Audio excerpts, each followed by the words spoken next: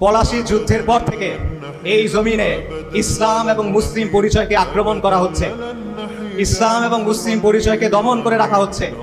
প্রথমে আক্রমণ করেছে কাফের ফিরিঙ্গিরা, তারপর আক্রমণ করেছে কলকাতার বাবুরা, তারপর আক্রমণ করেছে কংগ্রেসের নেতারা, আর তারপর আক্রমণ করেছে কিছু মুসলিম নামধারী সেকুলাররা। এবং এরা সবসময় চায় সমাজ থেকে, শাসন থেকে, ইতিহাস থেকে, সংস্কৃতি থেকে ইসলাম এবং মুসলিম পরিচয়কে দূরে সরিয়ে রাখতে।